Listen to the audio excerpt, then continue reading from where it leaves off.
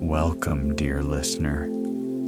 Tonight's sleep story will take you into a small flower shop on a rainy city street. It's a warm, honey-lit place where worries soften, and the steady rain taps the windows. You don't have to do anything perfectly. You don't have to stay awake to the end. So let's take 2 easy breaths. Breathe in slowly through your nose and breathe out gently through your mouth. One last breath in and a soft breath out. Let your shoulders drop. Let your jaw unclench. Let your body feel heavy and supported. And when you're ready, we'll begin. Rain falls steadily, turning the pavement glossy. Streetlights blur softly in the wet air. Halfway down the block, a flower shop glows. Not bright, not sharp, just a gentle rectangle of warm light. A small sign, a simple window display, a cluster of green leaves beaded with mist, a ribbon bow pinned in place. You step closer, umbrella tipping back. Droplets slide off the edges in patient threads. You shake your coat once, not too hard. You reach for the handle. The door opens with a soft hush. A small bell answers, quiet and polite. And right away the air changes. Warmer, cleaner, a little sweet, a little green. The scent of fresh cut stems and petals, damp leaves, clean, green ends. Inside, the light is mellow, amber and calm. Not the kind of lighting that asks you to hurry. The floor near the entrance has a woven mat. It catches the water from shoes and umbrellas. Somewhere deeper in the shop, a bucket shifts slightly. Water makes a soft, hollow sound. Along one wall, a refrigerated case glows. Not loud, just steady. It lights the edges of pale roses. It makes the whites look creamy. It makes the greens look deep and restful. Behind the counter, the owner looks up. Her name is Gemma. She's in her 30s. She runs the shop alone. Her hair is loosely pinned back, a few strands escaping. She wears a dark apron, speckled with tiny drops. Not messy, just lived in. There's a calmness to her, even when she's tired. A softness in her eyes, like she's listening before you speak. On the counter, there's a small wooden tray. In it, blank cards, a few slim pens, a roll of twine, a little dish of binder clips that look like small leaves. Gemma's hands rest for a moment on the edge of the counter. Then she smiles quietly. "Good evening," she says. Her voice is low, smooth with warmth. "Come in," she adds. "Take your time." You can hear the rain, even from inside. It weaves through the shop as a steady background. Not dramatic, not sudden, just there. Gemma turns slightly, and you notice the small details. A pair of flower shears hung neatly on a hook, a towel folded beside the sink, a row of buckets, lined like patient companions. Each bucket holds a different kind of green: eucalyptus, ruscus, something fern-like, soft and feathery. There's paper too, sheets of wrapping paper stacked upright in a crate. Some are matte and creamy, some are lightly patterned, some look like thin linen, and there are ribbons, spools in a wooden box, satin, cotton, a soft gold that catches the light without shouting. Gemma moves the way people do when they've done something many times. No wasted motion. She steps toward a bucket, checks the water level. A small pour, a small splash. She wipes the rim with the towel. Then she glances back. "If you'd like," she says, "I can help you put something together. And if you just want to look," she continues, "that's lovely too." She doesn't push. She simply returns to her quiet work. A small flower shop late at night has a different kind of pace. Not a rush, not a crowd, more like a slow breath. Gemma reaches under the counter and pulls out a notebook. It's not large. The cover is plain. The pages are thick. She opens it to a page with today's date. She doesn't write yet. She just rests her fingertips on the paper, as if checking in, as if reminding herself that the day is nearly over. Outside, the rain stays steady. Inside, the shop holds its warmth like a cup in two hands. Gemma closes the notebook gently. She slides it aside. Then she begins again. She straightens a vase near the front window. A small arrangement of pale blooms.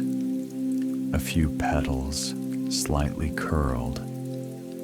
She turns the vase a few degrees, and the whole thing looks more at ease. That's what she's good at. Not making things perfect. Making things feel a little more settled. If you're listening closely, that's fine. And if you're already drifting, that's fine too. You can let the rain do some of the work. You can let the light stay soft. And the story can carry you. The bell at the door rings again. This time, someone steps in from the rain. A woman steps in. Umbrella folded carefully. She's in her late 20s. Her coat is neat, but her shoulders are tight. She pauses on the mat, shaking off a few drops. Not because she's careless, because she's tired. She looks around as if she's trying to remember how to be gentle. Gemma offers the same calm smile. "Hi," the woman says. Her voice is polite and just a little thin. "Hi," Gemma answers. "Welcome." The woman moves closer to the counter. She keeps her hands together for a second. Then she exhales, almost without meaning to. "I'm not really sure," she says, then stops, as if she's about to apologize for taking up space. Gemma doesn't let her rush. "That's okay," Gemma says. "We can go slowly." The woman's name is Talia. She works in marketing in a bright office with glass walls. It's the kind of job where you always sound calm, even when you aren't. Where you write cheerful lines and smooth over edges. Where you're expected to be sharp, to be ready, to be on. Tonight, she isn't on. Tonight, she is simply here.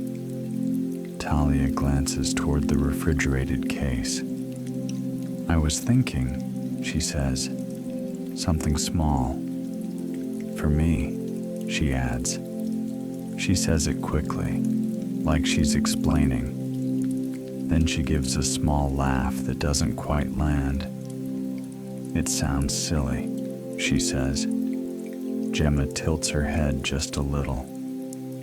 It doesn't sound silly, she says. It sounds like you're listening. Talia blinks, as if that word wasn't something she expected to hear. Listening, she repeats softly. Gemma nods. To yourself, Gemma says. To what you need. Talia looks down at the tray of blank cards. She touches the edge of one card with her fingertip. Then she draws her hand back, as if it's too much.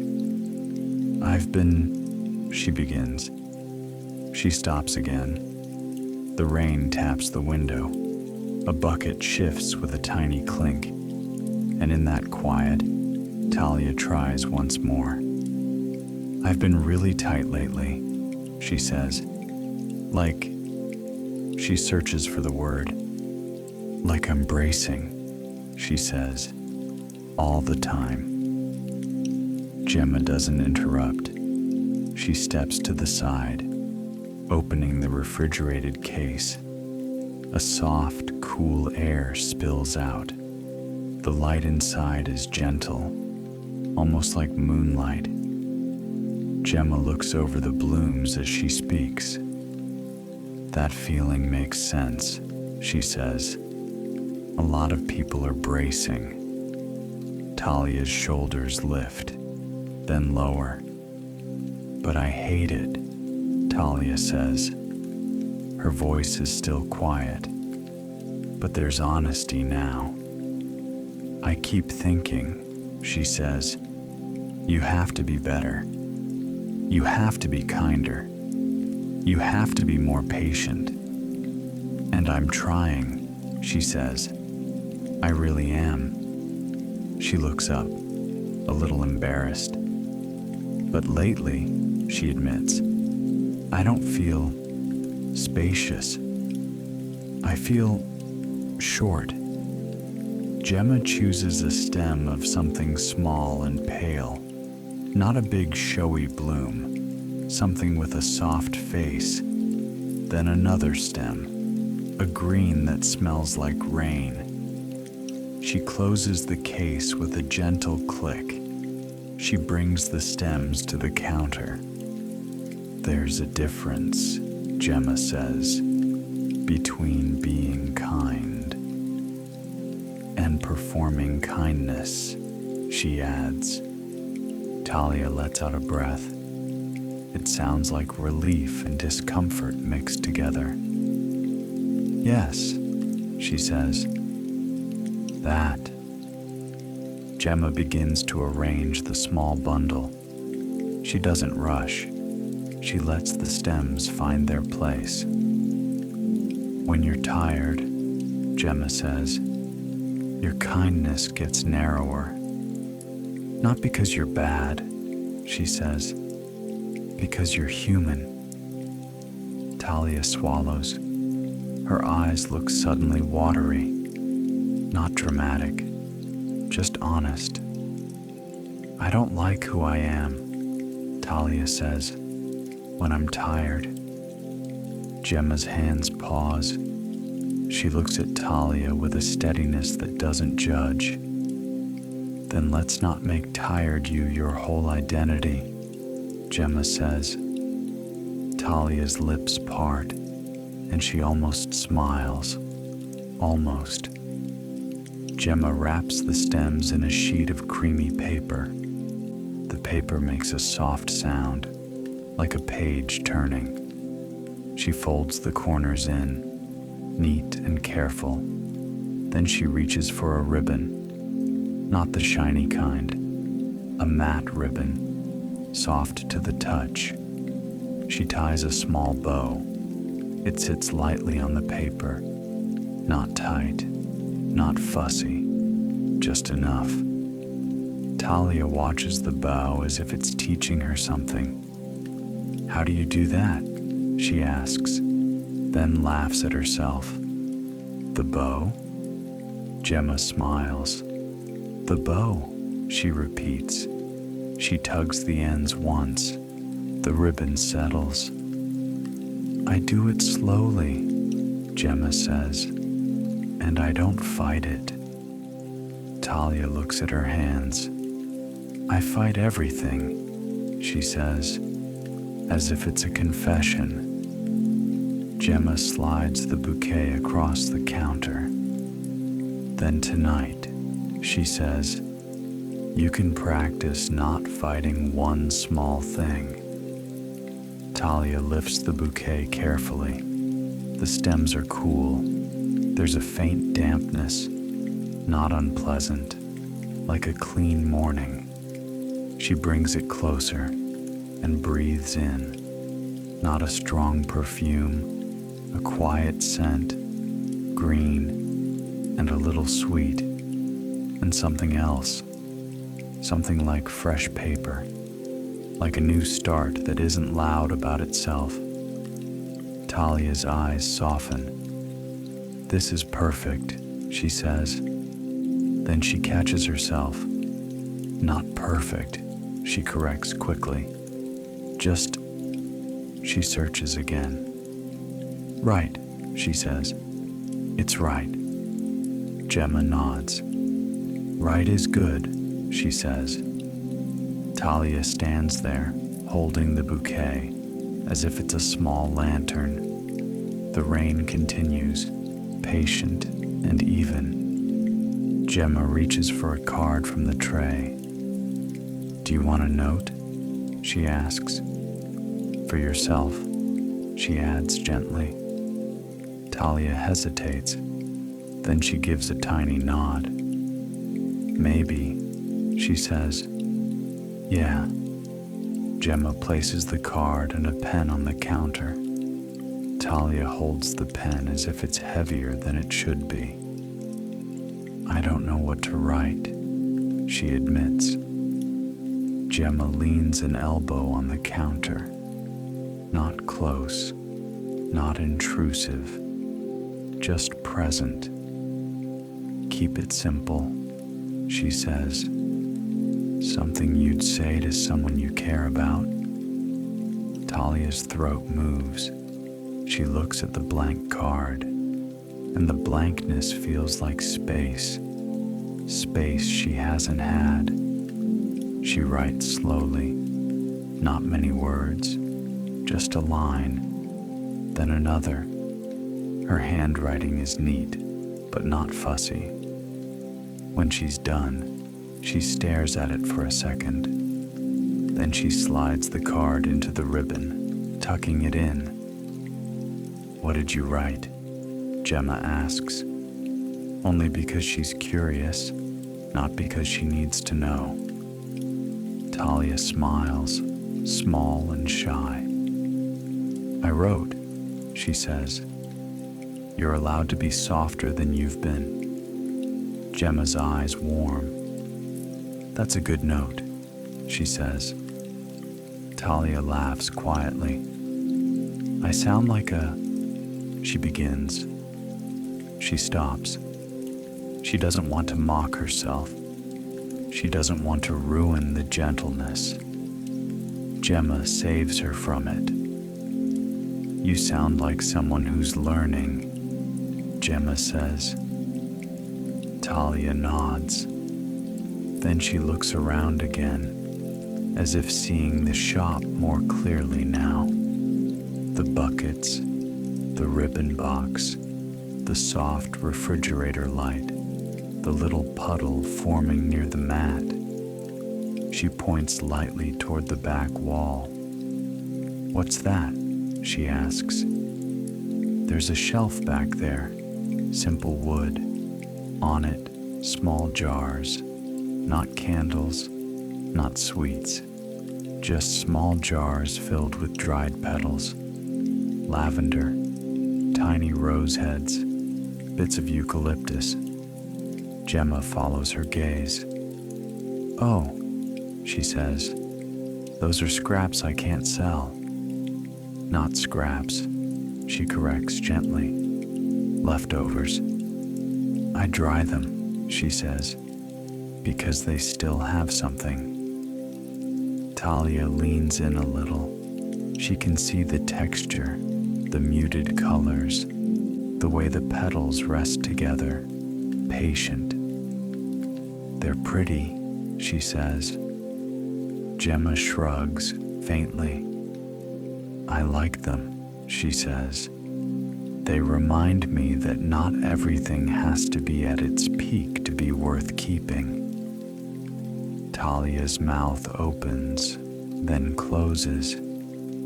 She looks down at her bouquet again. Something shifts inside her. Not a big revelation, just a small easing, a tiny unclenching.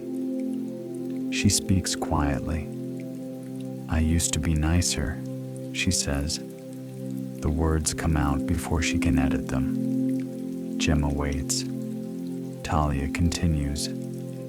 "Not in a performative way," she says. "Just," she frowns. "I had more room," she says. "And now," she admits, "I feel like my whole day is a to-do list." "And I'm a to-do person," she says. "A task," she adds, then laughs. "That's dramatic." Gemma shakes her head. "It's not dramatic," she says. "It's specific." Talia's eyes flicker up. Gemma continues softly. "When you're living like a list," she says, "you start talking to yourself like a manager." Talia lets out a surprised sound. "Exactly," she says. Gemma touches the edge of the ribbon box. Her fingers tap one spool, then another, small, absent-minded. "I do it too," Gemma admits. Talia looks at her, curious. Gemma's smile is tired, but real. "When I'm stressed," Gemma says, "I start correcting myself while I'm doing the thing." She mimes tying a ribbon. "Too loose," she says, in a mock stern voice. "Too crooked," she adds.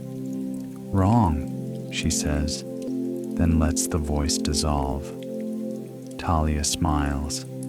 Gemma continues. "And then I realize," she says, "I'm alone in here. No one is grading my ribbon," she says.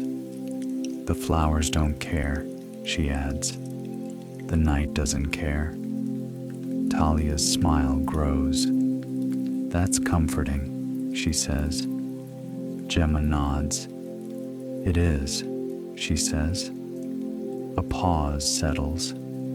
In that pause, Talia's mind drifts back without warning. Not far, just to a moment that still lives in the corner of her memory. She is 21, new in her first real job, a small agency, bright and fast. It's a Friday evening, and she's still at her desk. Not because she has to, because she thinks she has to. The office is mostly empty. The air conditioner hums.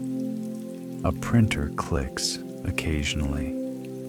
Her screen is full of words she can't make perfect. A campaign email. A slogan. Something that has to sound easy and irresistible and alive. Her manager has said lightly, "Just make it pop." And Talia has nodded as if that sentence came with instructions. She keeps rewriting the same line. She feels her jaw clench. She feels her shoulders rise. She thinks, if I can't do this, what am I even doing here? Then her phone buzzes. A text from her older sister. No exclamation points. Just a photo. In the photo, a tiny bouquet sits in a mug on a kitchen counter. 3 simple flowers, a scrap of greenery, a ribbon tied around the mug handle like a joke. Under the photo, her sister has written, "Bought these for me, because I made it through today." Talia stares at the screen. She feels something in her chest soften. She doesn't even know what part. Maybe the permission. Maybe the idea that survival can be celebrated without an audience. A minute later, another message. If you're being cruel to yourself, try being boring instead. Drink water. Go home. The line can wait. Talia remembers laughing quietly, alone at her desk. She remembers standing up. She remembers turning off her monitor, like it wasn't a surrender, like it was a choice. And as she walks out, she passes a small flower stand near the train station. It's closing. The owner is stacking buckets. Talia stops anyway. She buys one small flower. Just one. She holds it all the way home. No reason. Just a soft sign that she is still human. Now, in Gemma's shop, that memory settles back into place, like a book returned to a shelf. Talia blinks, and the present comes back. The rain, the light, the bouquet in her hands. Gemma is watching her, not prying, just present. Talia clears her throat. "I think I forgot," she says, "that I can do small things for myself." Gemma nods, as if this is normal. "As a signal," Gemma says. Talia looks down at her card again. "Yeah," she says, "as a signal." Gemma rings up the bouquet with a quiet beep. The sound is soft, not jarring. Talia pays. She tucks her wallet away slowly, not frantic, not rushed. Outside, the rain still waits. Talia adjusts her grip on the bouquet. She looks at Gemma, and her voice turns gentler. "Thank you," she says. Gemma smiles. "You're welcome," she says. Then, after a beat, she adds, "Go easy on yourself if you can." Talia nods. "I'll try," she says. Gemma tilts her head. "And if you don't," she says, "you can still come back tomorrow." Talia laughs, and this time it lands. "That sounds really nice," she says. Gemma's eyes crinkle. "I know," she says. "That's the idea." Talia shakes her head, smiling. She steps toward the door. The bell rings softly again. A cool thread of air slips in. The rain grows louder for a moment. Talia opens her umbrella carefully. She pauses on the mat as if she's deciding how to leave. Then she turns back.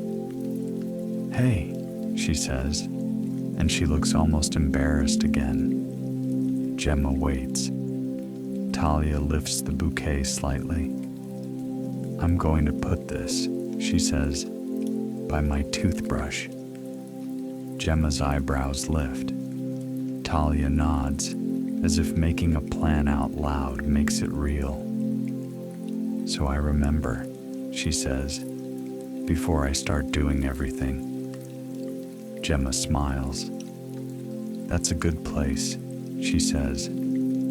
Talia nods once more. Then she steps out into the rain. The door closes. The bell gives a final quiet note, and the shop returns to its hush.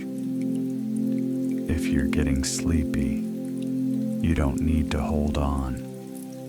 You don't need to follow every detail. You can let the rain blur the edges and let the warmth stay steady.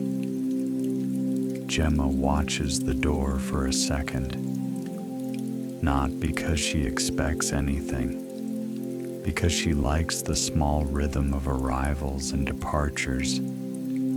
She turns back to the counter. Talia's card tray is still there.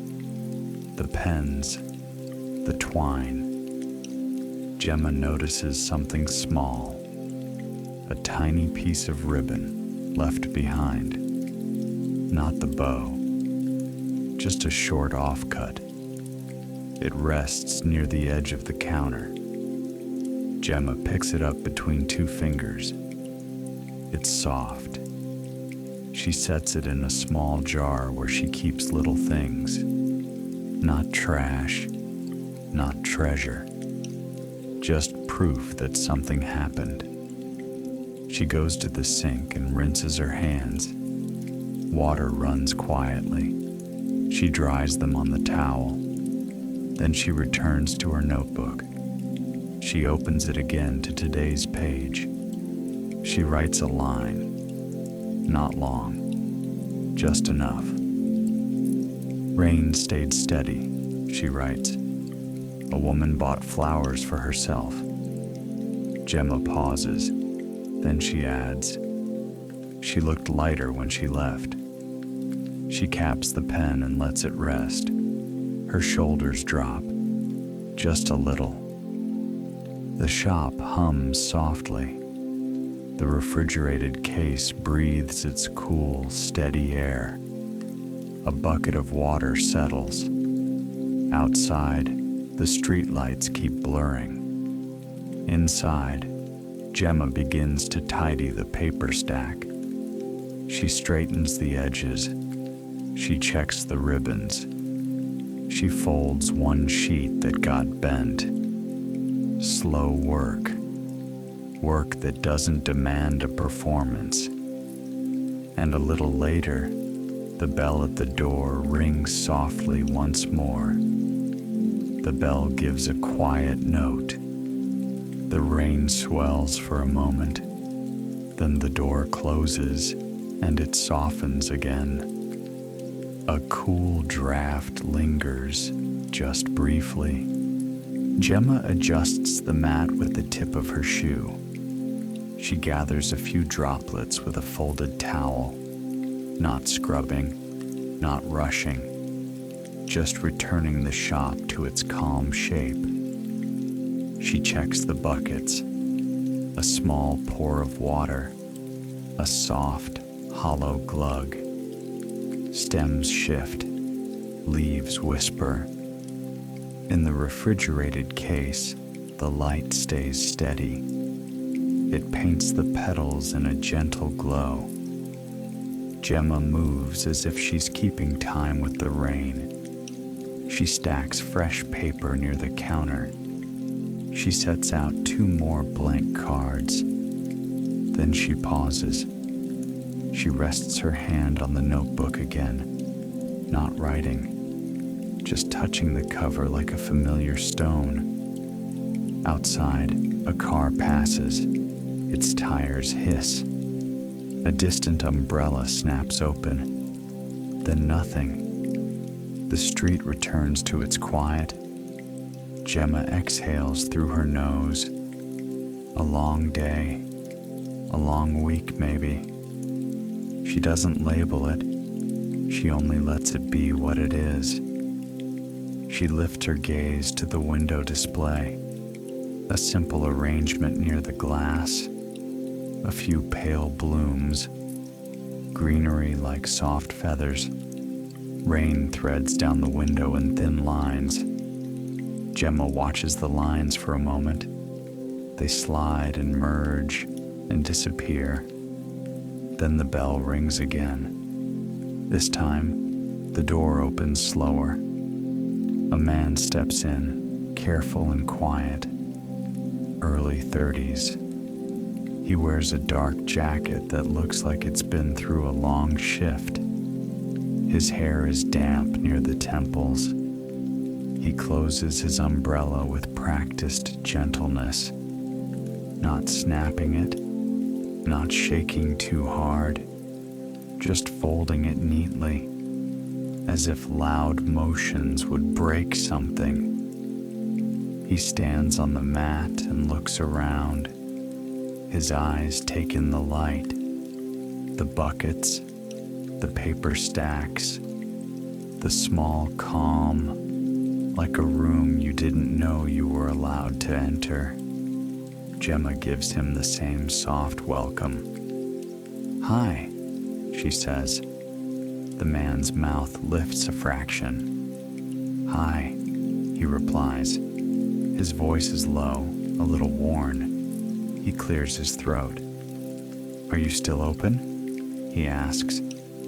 Gemma nods. "For a bit," she says. "Come in." He steps farther inside. His shoes leave a faint, wet print that fades quickly. He keeps his hands in his pockets for a moment. Then he pulls one hand out and rubs his palm against his jeans. A small, nervous habit. "I don't need much," he says. Gemma tilts her head. "Tell me the feeling," she says. "We can start there." He looks at her surprised. Then he lets out a quiet breath. "Gratitude," he says. He says it like it tastes unfamiliar. Gemma nods once, as if she understands. His name is Miles. He's a nurse. He's coming off a long night shift. The kind that doesn't end when the clock says it ends. The kind that stays in your hands, in your voice, in the space behind your eyes. Miles looks at the cards on the counter, then at the flowers. He points gently toward a bucket of small white blooms. "Something like that," he says. "Just one," he adds. Gemma walks to the bucket. Water trembles as she lifts a stem. A small bead slides down the green. She brings it over and holds it up. The flower is simple, a quiet face, not dramatic. Miles nods. "That," he says. "That's good." Gemma reaches into a jar of greens. She adds one small sprig, just enough. Then she lays it on paper. She folds carefully. She ties a thin ribbon in a small bow. Miles watches her hands as if the gentleness is teaching him something. He shifts his weight. Then he says softly, "I'm better at this at work." Gemma looks up. "At kindness?" she asks. Miles gives a small laugh. "Yeah," he says. "At work, I can be kind all day." He looks down. "At home," he admits, "I get quiet." He chooses his words as if they're slippery. "I'm not mean," he says. "I'm just..." He shrugs, tired. "Empty," he says. Gemma's eyes soften. "That makes sense," she says. "Your work takes a lot." Miles nods. He looks toward the door as if he can already see the walk home. "I want to say thank you," he says. Then he lets out another small laugh. "But it feels weird," he admits. Gemma rests her hands on the counter. "You don't have to make it big," she says. Miles's shoulders lower a fraction. "I don't want it to be big," he says. "I just want it to be true." Gemma slides a card toward him. "Then make it small," she says. "Make it ordinary," she adds. Miles takes the pen. He holds it like it might betray him. He stares at the blank card for a long moment. The rain taps the window steadily. A bucket shifts with a soft clink. The refrigeration case breathes quietly. Miles swallows. "I don't have the right words," he says. Gemma nods. "Use the plain ones," she says. "The ones you'd say if you weren't trying." Miles looks at her. His eyes are tired, but warm. He looks back down. He begins to write, slowly, not many lines. He pauses, then writes again. When he finishes, he reads it silently. His mouth presses together. He blinks once, then he clears his throat. "Is it okay?" he asks. "If it's simple?" Gemma smiles. "Simple travels well," she says. Miles nods. He slips the card into the ribbon fold. His hands are careful. He holds the tiny bundle and looks at it as if it weighs more than a flower should. "It's for my partner," he says. "Her name is Nora." He says her name like a small light in his mouth. "She does mornings," he says. "I do nights. She makes the house feel steady." He shakes his head slightly, as if he can't find the shape. "I come in," he says, "and she's asleep, and I don't want to wake her. So I just..." He lifts one shoulder. "I just get quiet." Gemma watches him, not judging, not rushing, just letting him name it. Miles continues, voice softer. "And sometimes she thinks I'm upset." "I'm not," he says. "I'm just still at work." Gemma nods. "That happens," she says. "Your body comes home after your mind does." Miles laughs quietly. "Yes," he says. "That's exactly it." Gemma taps the counter lightly. Not a sharp sound, just a small grounding note. "Maybe the flower can go first," she says. Miles looks at her. Gemma continues. "Maybe the flower does the talking," she says. "And when your voice comes back," she adds, "you can add a word." Miles breathes out, slow. "That's what I want," he says. He looks toward the shelves again. There's a small jar there, filled with dried petals, muted purple, dusty pink. Miles points at it. "What's that?" he asks. Gemma glances over. "Dried leftovers," she says, "from bouquets." Miles steps closer. The jar is labeled in small handwriting. No fancy branding, just a word. "Lavender," Miles reads. He smiles faintly. "My grandmother had that," he says. Gemma turns toward him. "In her house?" she asks. Miles nods. "In a drawer," he says, with clean sheets. He stands there as if the memory arrived before he did. And then, quietly, it does. He's 13. He's at his grandmother's house on a rainy afternoon. Not a storm, just a steady, patient rain tapping the porch roof. His grandmother has washed the sheets. She's folding them on the couch. The air smells clean. Soap, cotton, and a gentle thread of lavender. She opens a drawer and shows him a small cloth pouch. "Smell," she says. He leans in. The scent is soft, not perfume, more like a calm idea. His grandmother smiles. "It helps your body know," she says, "that it's safe to rest." He remembers her hands, not hurried, not perfect, just steady. He remembers her saying, "Kindness doesn't have to be loud." He didn't understand it then. He only felt it. Now, in Gemma's flower shop, the same scent seems to hover nearby, even through glass, even through time.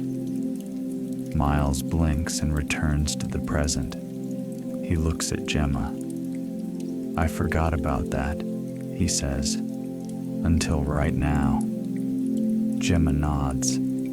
"Smell brings things back," she says. Miles smiles with a little ache. "It does," he says. He looks down at the flower bundle again. Then he says softly, "I wrote."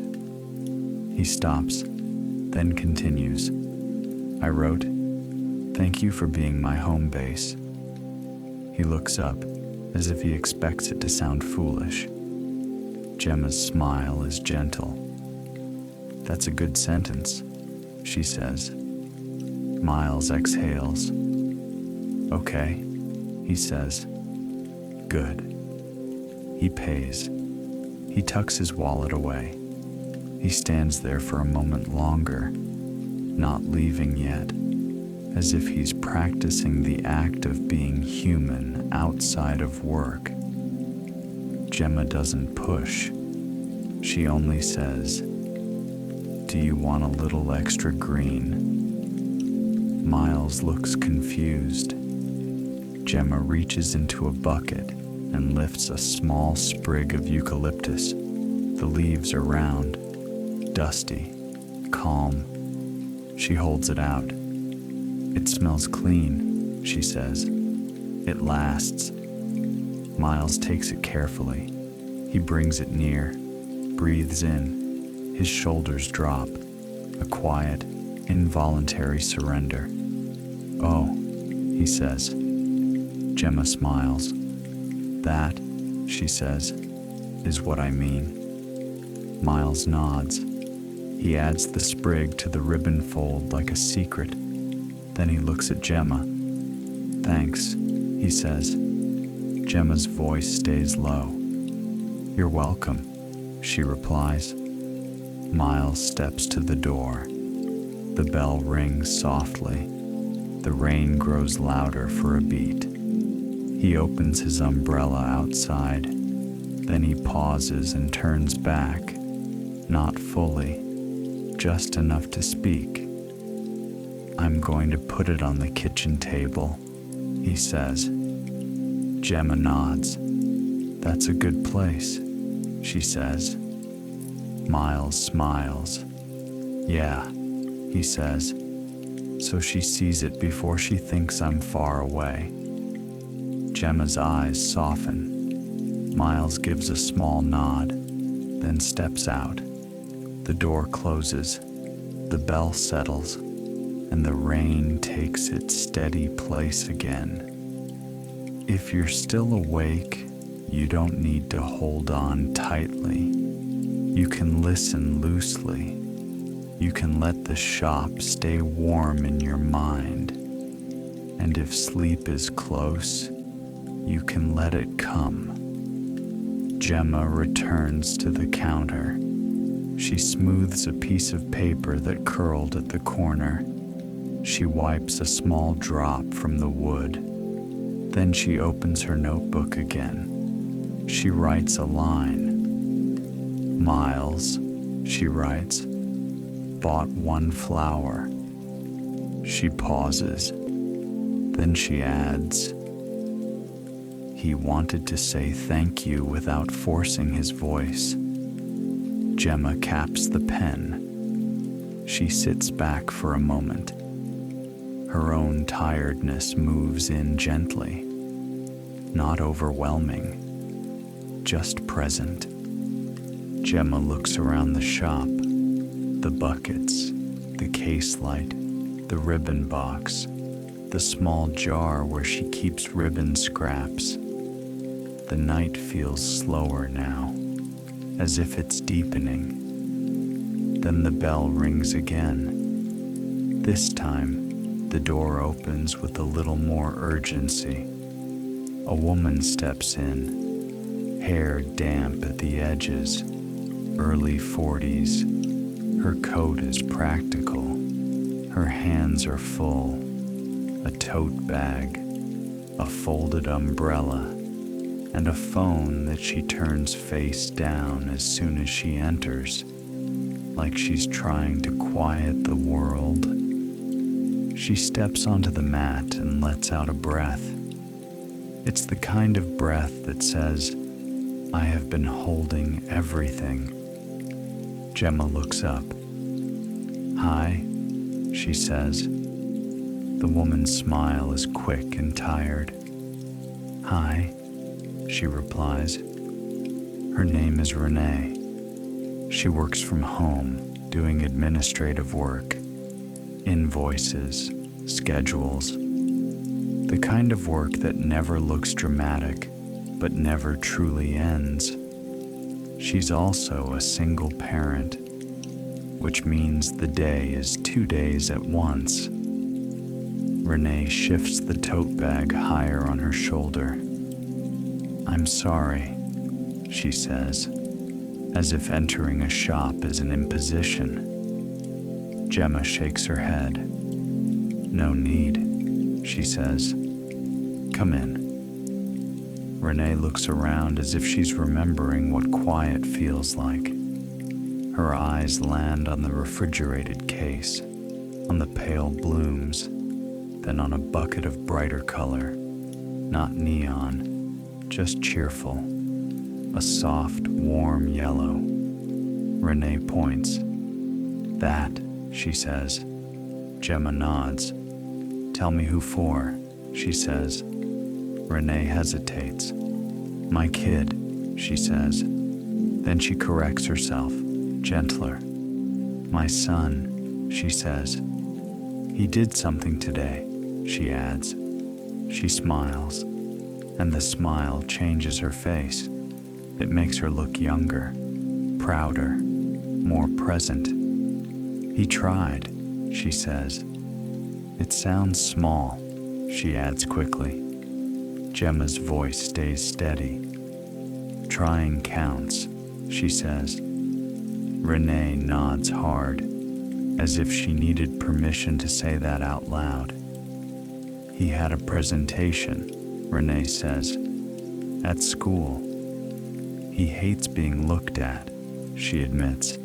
He's been nervous for days. Renee's hand touches her own chest without thinking. As if I was the one standing up there, she says. Gemma lifts 2 stems of the warm yellow flowers. The petals are soft, like little suns that don't glare. She adds a bit of green. Then she looks at Renee. Do you want a small bouquet or a single stem? She asks. Renee thinks. Small, she says. Then she laughs softly. As small as possible, she adds. Gemma smiles. Small can still be celebratory, she says. Renee's eyes soften. Yes, she says. That's exactly what I want. Gemma wraps the bouquet in paper. This paper has a subtle texture, like linen. She ties it with a quiet ribbon. Renee watches. Her shoulders are still tense, but her gaze has slowed. She looks at the flowers as if they're proof that the day happened. That's beautiful, she says. Then she sighs. And I know, she adds, I should just enjoy it. But my brain, she says, keeps listing everything I didn't do today. Gemma's hands pause. Renee's voice turns smaller. I always feel like, she says, I'm behind. Even when I'm not, she adds. Even when I'm doing a lot.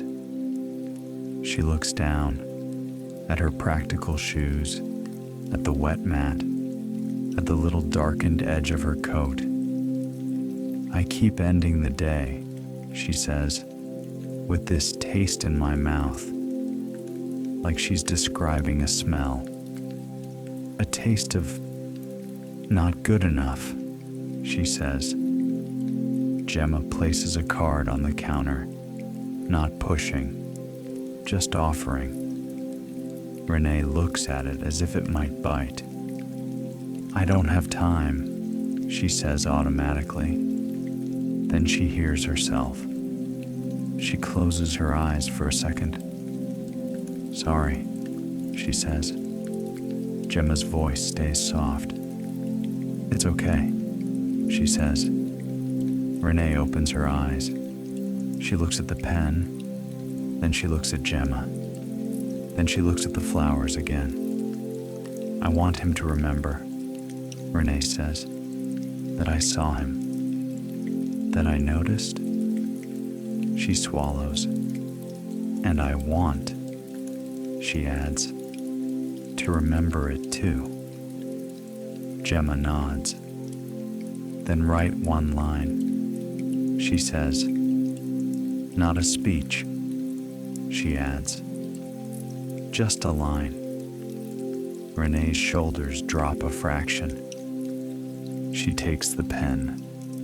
Her hand trembles slightly, not from fear, from tiredness, from being asked to be gentle when she's used to being efficient. She writes slowly. Then she pauses, thinking. She writes one more line. She reads it back, silent.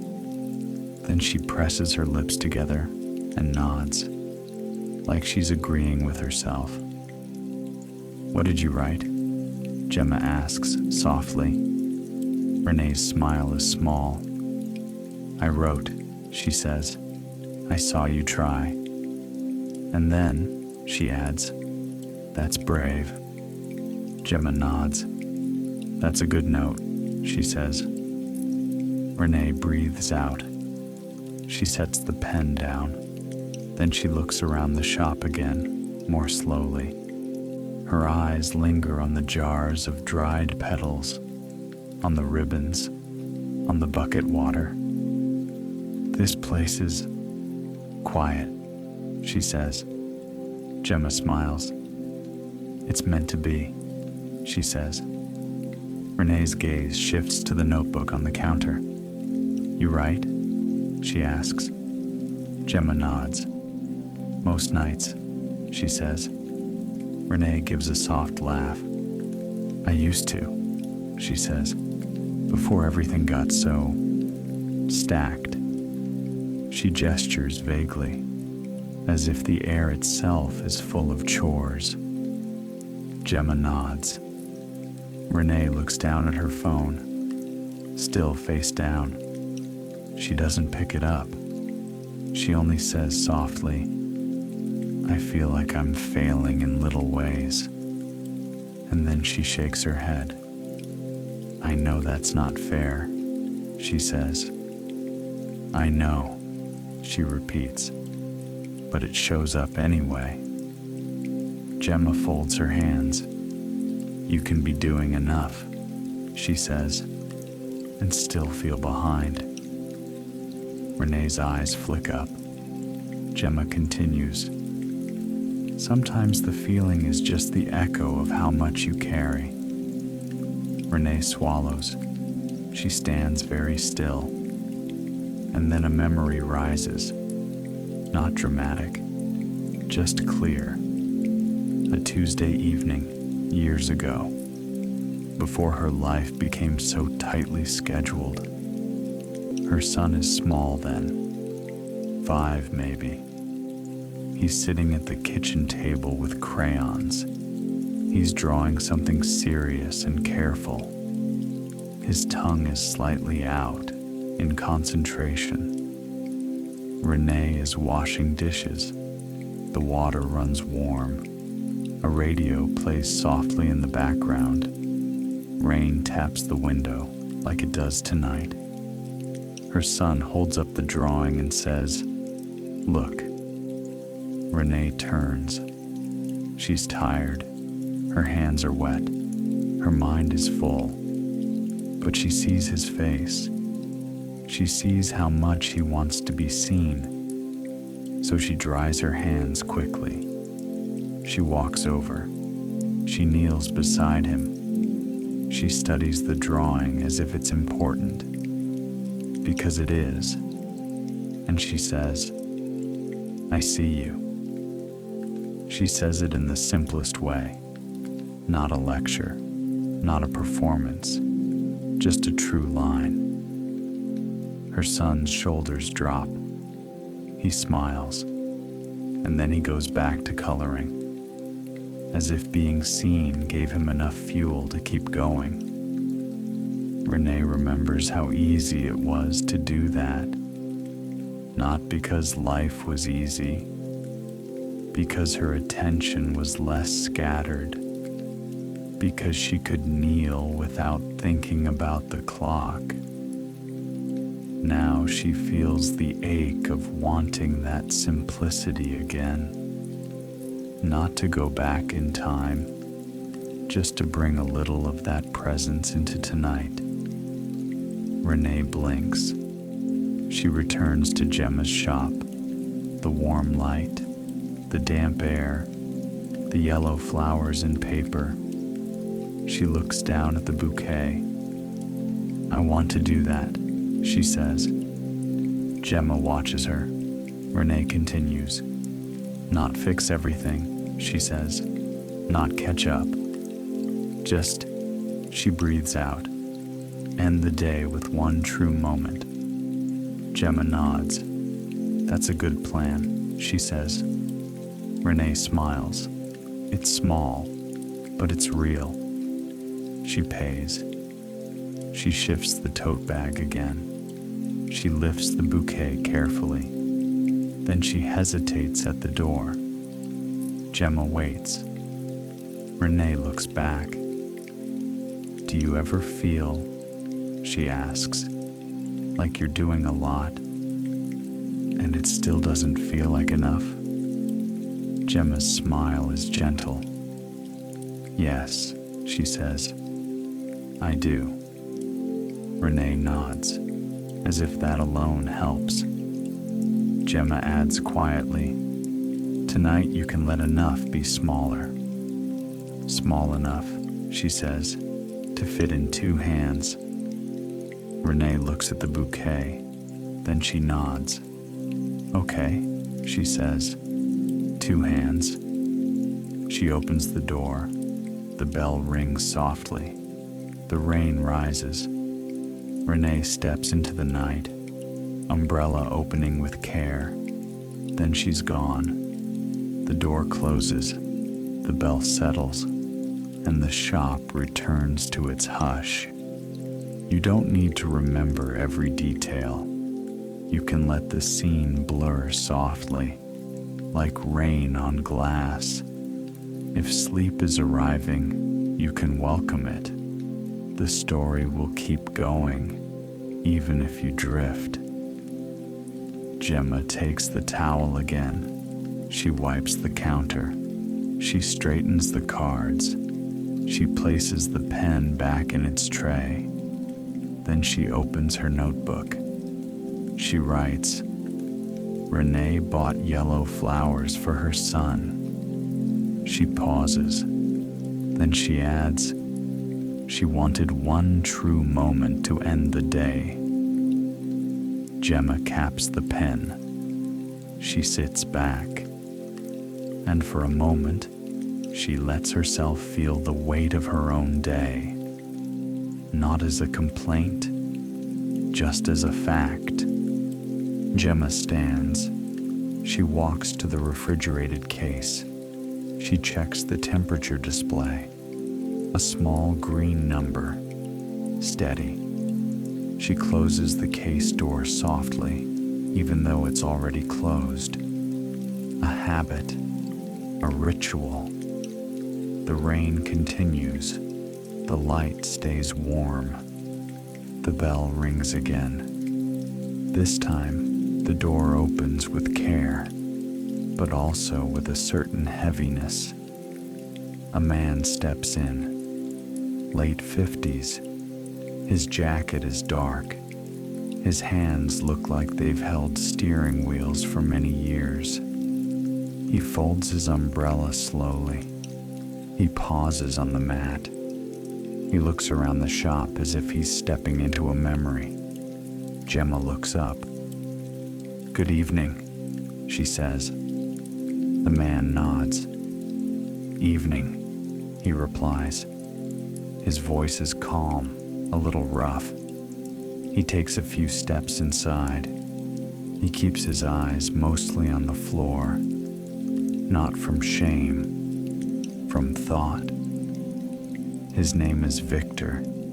He's a driver, deliveries mostly.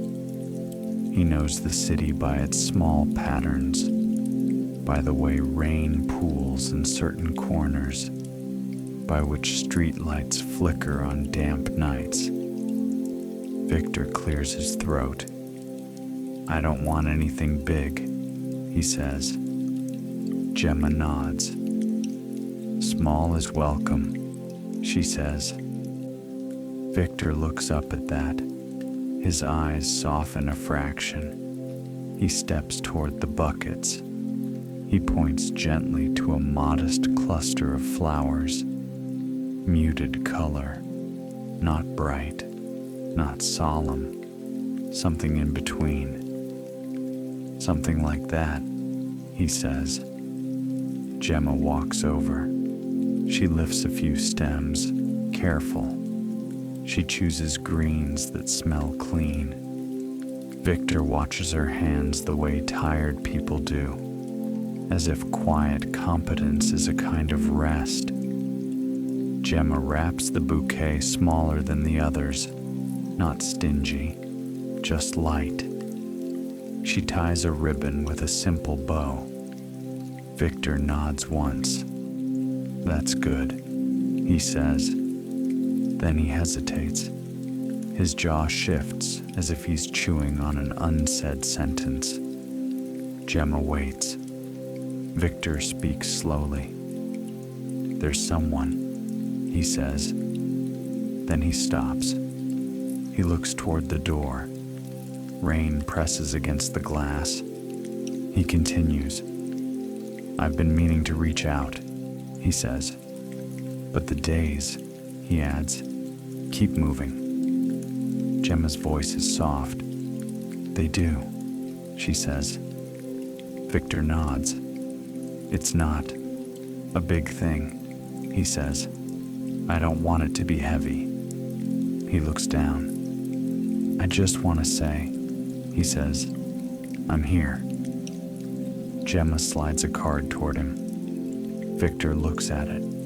His expression tightens briefly. Not fear, more like rust. A part of him that doesn't get used much. "I'm not good at notes," he says. Gemma nods. "Then make it a sign," she says. "A small one." Victor picks up the pen. He stares at the card. His hand hovers, then he writes, slowly, one line, then he stops. He adds another line. He caps the pen with a careful click. He reads the card again as if checking for too much. Then he nods to himself. He slides the card into the ribbon fold. He looks at Gemma. Is it okay? He asks. If it's plain? Gemma smiles. Plain can be honest, she says. Victor exhales. Okay, he says. He shifts the bouquet in his hands. It looks small there, like a quiet message that won't demand a response. Victor looks around the shop again.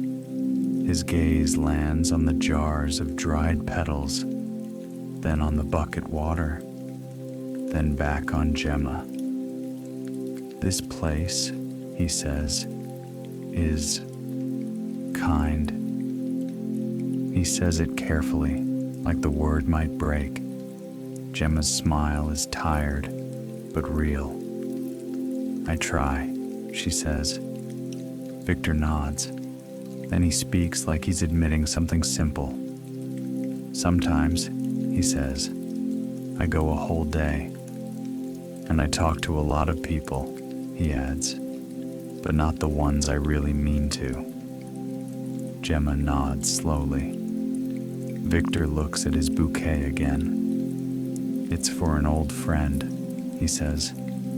A woman I used to work with, he adds. Years ago. He pauses. She was kind to me, he says, when I was new. When I was awkward, he adds. He gives a quiet, almost embarrassed laugh. I was awkward, he repeats. Gemma's eyes warm. Most people are, she says. Victor nods, then his gaze drifts somewhere else, and a memory rises. Not dramatic, just clear. A rainy afternoon in a warehouse loading bay. Victor is younger then, late 20s. He's wearing a jacket too thin for the weather. His hands are cold. He's fumbling with paperwork. Boxes are stacked high. Forklifts beep softly in the distance. The rain makes the air smell like wet concrete. Victor is trying to do everything right, trying not to look foolish. A woman walks by. She's holding a clipboard. She has a ponytail and a calm face. Her name is Lillian. She sees Victor struggling with the forms. She doesn't tease. She doesn't sigh. She simply steps beside him and says, Here. She points. This line first, she says. Then that one. She waits. She lets him do it with his own hands. When he finishes, she nods.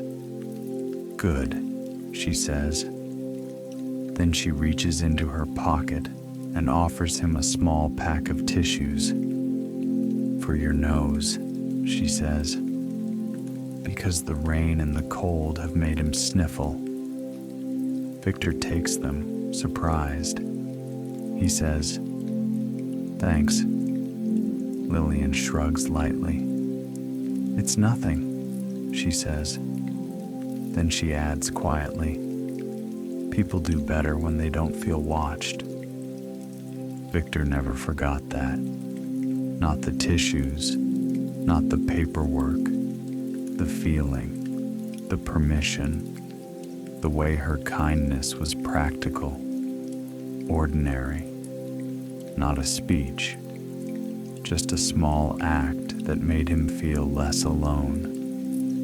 Now, years later, Victor realizes he's been carrying that kindness like a tool, using it at work, passing it on without naming it. but he never said thank you. Not directly. Not to Lillian. And lately, he's been thinking about that. Thinking about how time moves, how days pile up, how easy it is to assume you'll do it later. Victor blinks and returns to the shop. The warm light, the rain, Gemma's quiet attention. Victor's voice is low. I want to send her something small, he says, so it doesn't feel like, he searches, a burden. Gemma nods. A small bouquet can be a gentle knock, she says, not a demand. Victor's shoulders lower. Yes, he says, a gentle knock. He looks at the card. I wrote, he says, thinking of you. And then, he adds, hope you're doing okay. He pauses. And, he says, no need to write back. Gemma smiles.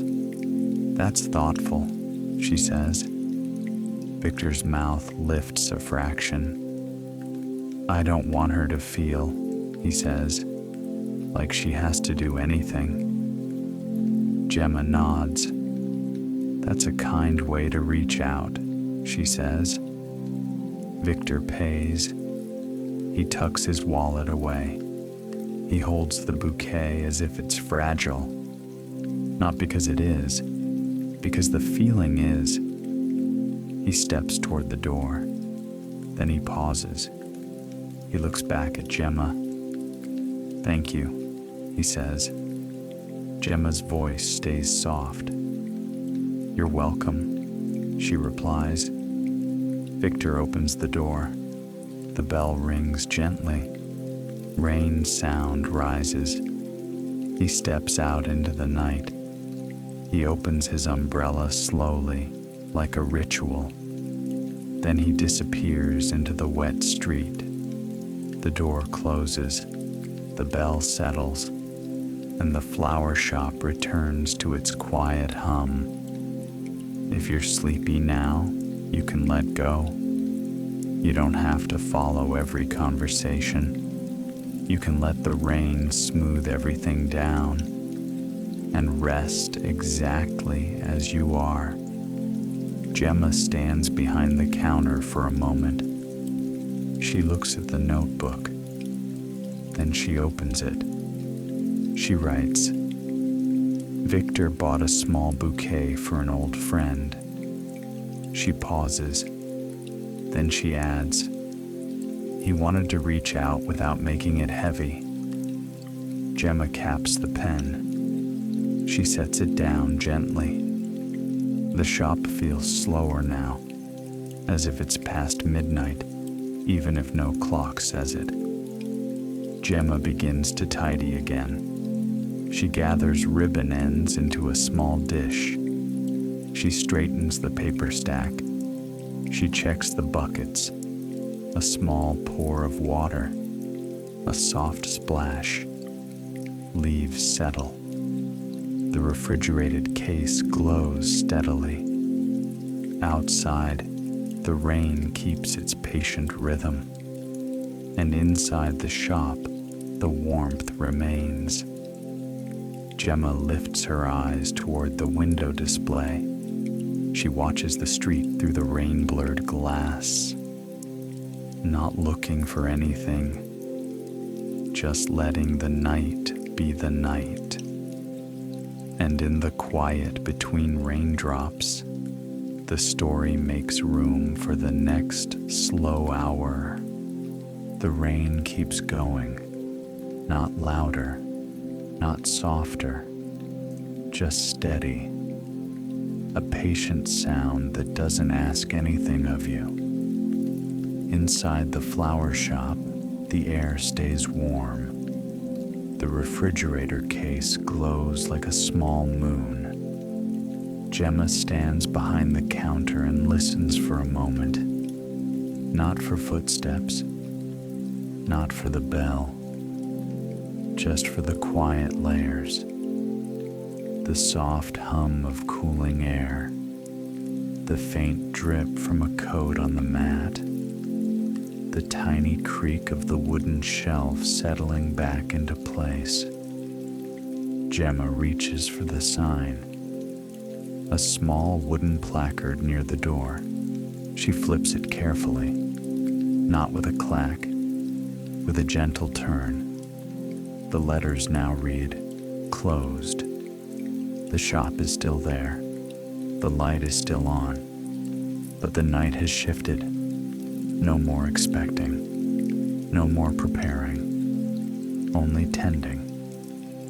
Gemma locks the door with a quiet click. She checks it once. Then she lets her hand drop away. She returns to the counter. She gathers the blank cards and straightens them. She caps the pens. She smooths the tray with her palm. The wood is cool under her hand. She exhales slowly. It's late. Not just on the clock. Late in the body. Late in the bones. The kind of late that makes small movements feel important. Gemma walks to the buckets. She lifts one slightly, just an inch. Water sloshes softly. She sets it down again with care. She checks the stems. Some are still firm. Some are starting to soften at the edges. She trims one end with the flower shears. The blades make a small, satisfying sound. Not sharp, more like a quiet punctuation. She drops the trimmed piece into a small bin. Green scent rises for a moment. Clean, damp, like a garden after rain. Gemma wipes the shears on the towel. She hangs them back on the hook. Then she moves toward the refrigerated case. She opens it gently. Cool air spills out and brushes her face. She breathes it in, not because she likes being cold, because it wakes her in a calm way, like stepping outside for a breath of night air. She checks the shelves inside. White roses, pale ranunculus, soft pink tulips closed up for sleep. She adjusts one bundle. She turns another slightly. She closes the case. The light stays inside, steady and kind. Gemma walks back to the counter. She looks at the small jar where she keeps scraps. Ribbon ends, bits of twine, little offcuts that are too nice to throw away. She lifts the jar and gives it a gentle shake. The pieces shift like quiet confetti. She smiles faintly, not because it's funny, because it's proof that the night happened, proof that hands moved, that words were offered, that people came in out of the rain and left again with something small to carry. Gemma sets the jar down. She opens her notebook. The page is already there. A date, a few lines, short notes like pressed flowers. Gemma's handwriting is tidy, not fancy, just clear. She reads what she wrote earlier. Rain stayed steady. A woman bought flowers for herself. A nurse bought one bloom and a note. A parent bought yellow flowers for a brave try. A driver bought a small bouquet for an old friend. Gemma's pen hovers. She adds one more line. Not a summary, not a lesson, just a detail she doesn't want to forget. Everyone held something in two hands. Gemma pauses. She looks at the sentence. Then she underlines it once. A slow line. A small anchor. She caps the pen. She sits back and lets her shoulders drop. There's nothing she needs to fix tonight. Nothing she needs to perfect. The shop has done what it needed to do.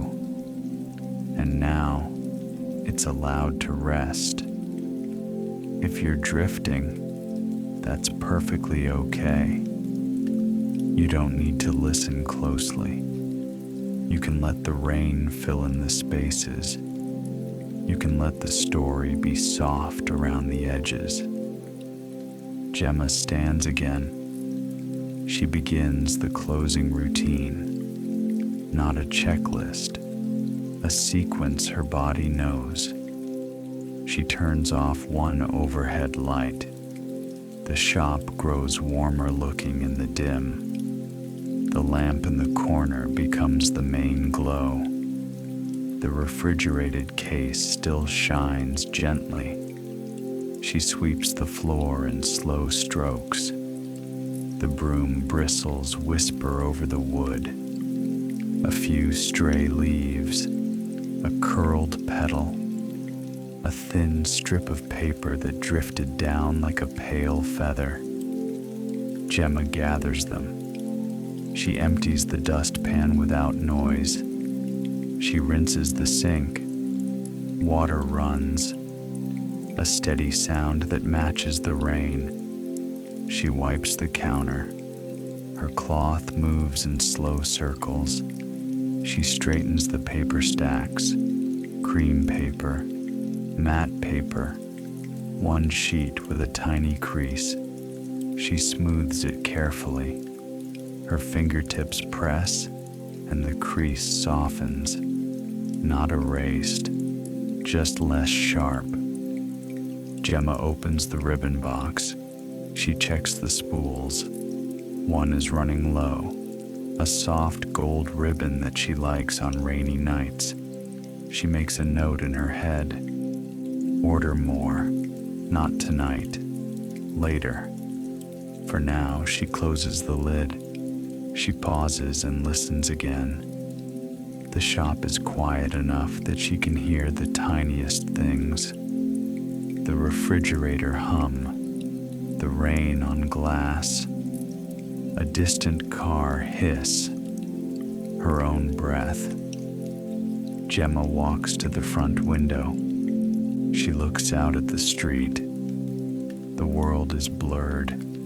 Streetlights become soft halos. Raindrops slide down in slow lines. The sidewalk is empty. Not lonely. Just quiet. Gemma rests her forehead near the glass. Not touching. Close enough to feel the cool without taking it in. She thinks briefly of the people who came in. Not their jobs. Not their stories. The small way their faces changed when they held something gentle. The way shoulders dropped. The way voices softened. The way a person can arrive braced and leave a little less tight. Gemma knows that change doesn't last forever. She knows the world will ask for bracing again. But she also knows that small softness counts. It counts because it's real, because it's possible, because it's repeatable. She turns away from the window. She goes to the mat and picks it up carefully. Water drips softly from the woven fibers. She hangs it over a rail near the sink to dry. She sets down a fresh towel by the entrance, a small kindness for tomorrow. Then she goes back to the notebook. She opens to a blank page just behind today. Not tomorrow's page. Not yet. A space for thoughts that don't belong to a date. Gemma writes slowly. Not many lines, just enough to hear herself. I felt tired. I still listened. I didn't have to be bright to be useful. She pauses. Her pen hovers. Then she adds, softness is not laziness. She caps the pen again. She closes the notebook with two hands, like it's something living. Gemma stands. She turns off the case light. The shop shifts again. Now the glow is fewer, more intimate. A calm pool of amber around the counter. She turns off the last lamp near the shelf. The shop is not dark. It's dusk-colored, night-colored, the kind of dim that makes you speak softly without thinking. Gemma puts on her coat. The fabric is warm from hanging near the back. She loops a scarf around her neck. Not tight, just enough. She checks her pocket. Keys, phone, a small folded umbrella. She looks around the shop once more, not searching, just saying goodbye in her own way. The buckets, the paper, the ribbon box, the jars of dried petals, like quiet memories. Gemma turns the lock. The click is soft. She steps outside. Rain meets her immediately. A cool touch on her cheeks. The scent of wet pavement. A faint metallic note from the street. She opens her umbrella slowly. The canopy blooms above her like a dark flower. She pulls the door closed behind her. Through the glass, the shop looks like a small lantern.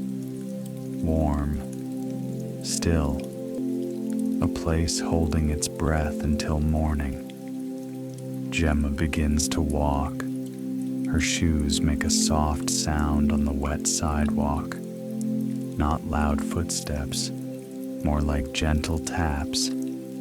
The rain fills in between each step. The city is quiet in the way it gets after late hours. Not empty, just softened. A few windows still glow. A late bus passes with a hush. A tree drips steadily into a puddle. Gemma walks past a closed cafe, past a darkened bookstore, past a corner where the streetlight makes the rain look like a curtain. She feels tired, but not hollow. Not tonight. Tonight, the tiredness feels clean. The kind that comes after something steady. After doing what you can. After being present without forcing yourself to be more. Gemma turns down a smaller street. Her apartment building is only a few blocks away. She likes walking in the rain, not in a dramatic way, in a practical way. Rain makes the world quieter. It lowers the volume. It gives your thoughts a softer place to land.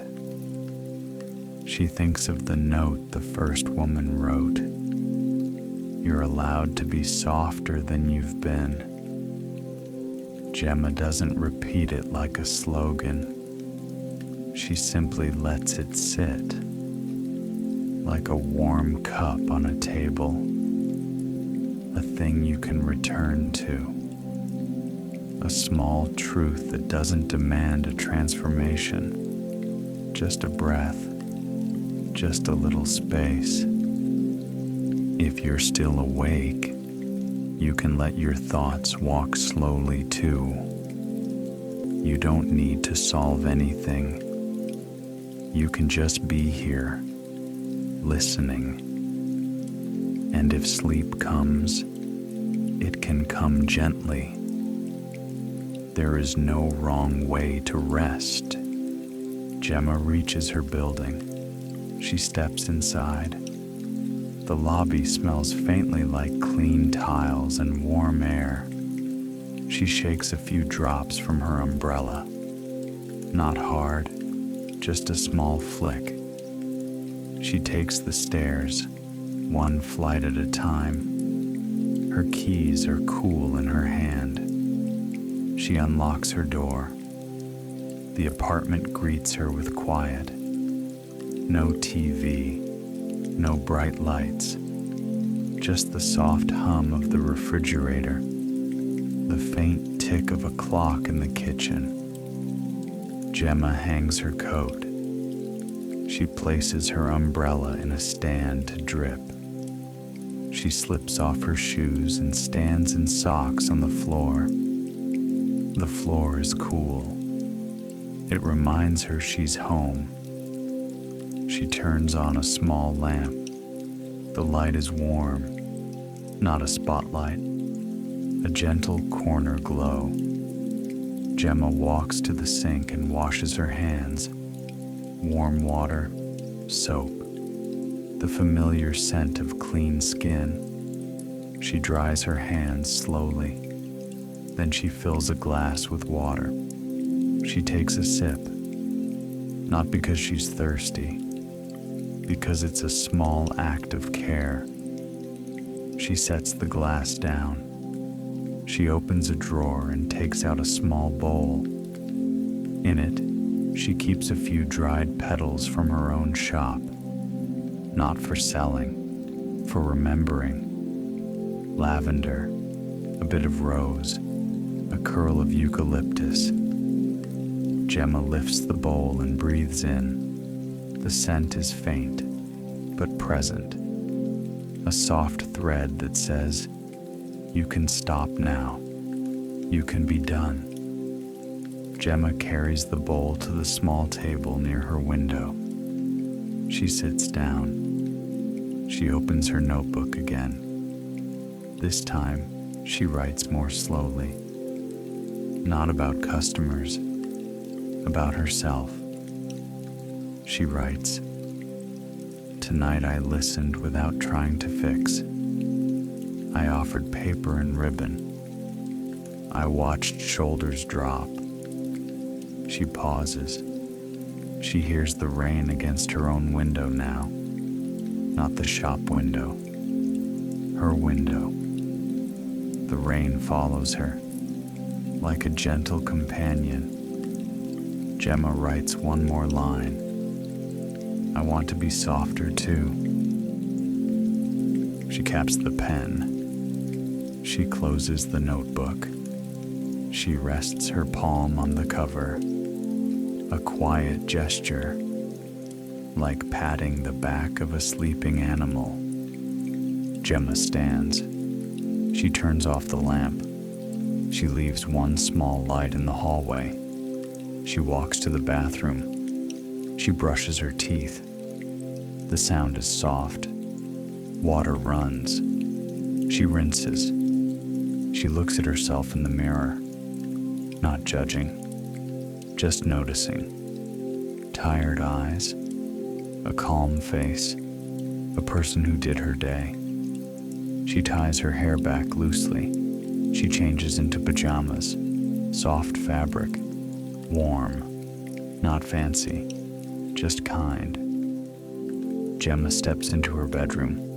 The room is dim. The bed looks inviting, not perfect, just waiting. She pulls back the covers. The sheets are cool at first, then warming quickly. Gemma sits on the edge of the bed. She takes one more sip of water from the glass she brought in. She sets it on the nightstand. Then she lies down. Her body meets the mattress and gives in, not collapsing, settling. Gemma pulls the blanket up to her chest. She exhales. In the quiet, the rain becomes the main sound, a steady rhythm, a soft hush. And now, as the story slows, you can let it slow you too. You've made it through your day, whatever your day held. Work, people, tasks, small disappointments, small victories, long stretches of doing your best. You don't need to measure it tonight. You don't need to grade yourself. You don't need to replay every moment and decide what it meant. Tonight, you can let enough be enough, even if it's small, even if it's quiet, even if it doesn't look impressive from the outside. There are nights when the bravest thing is simply ending, turning off the light, letting your shoulders drop, allowing your mind to unclench. You don't have to earn rest. You don't have to be your best self to deserve sleep. If you were tense today, you're still worthy of gentleness. If you were quiet today, you're still allowed to be loved.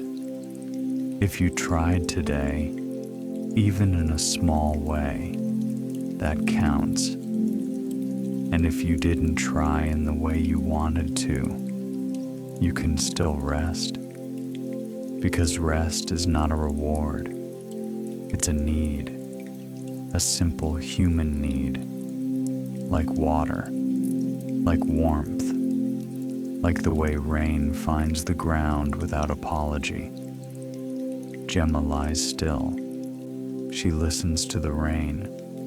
She thinks of the small bouquets wrapped in paper, the way hands held them carefully, the way a note can be only one line and still change something. Thinking of you. I saw you try. Thank you for being my home base. You're allowed to be softer than you've been. Simple lines, plain words, but honest. And honest is enough. If your mind is still busy, you don't have to fight it. You can let thoughts pass by like cars on wet streets. A soft hiss, a brief glow, then gone. If feelings are still present, you don't have to solve them. You can let them sit like flowers in water. They don't need constant handling. They can simply be. And you can rest beside them. You can let your breathing find its own pace, not forcing, not counting, just allowing, in and out. The rain keeps going, steady, patient, a sound that doesn't demand a conclusion. Gemma's eyes feel heavy, her jaw loosens, her shoulders soften. She thinks briefly of tomorrow's morning, not as pressure, just as a gentle fact. There will be light again. There will be stems to trim, paper to fold, buckets to fill, a bell to ring, people to greet with a quiet voice. But not now. Now is for rest. Now is for the quiet after the last customer, the quiet after the last note, the quiet after you've done what you can and you're allowed to stop. If sleep is close, you can let it take you. You don't need to stay with my voice. You can drift away, and that is perfect. You can let the rain be the final story. a soft, steady rhythm against the glass, a gentle curtain closing. And as you settle, you might notice one small thing, a tiny place in you that can soften, not all at once, not forever, just for tonight, just for this moment, a small easing, a quiet permission, a simple kindness offered inward. You're here, you made it, and now you can rest. Good night. Good night, dear listener, and good night to the rain.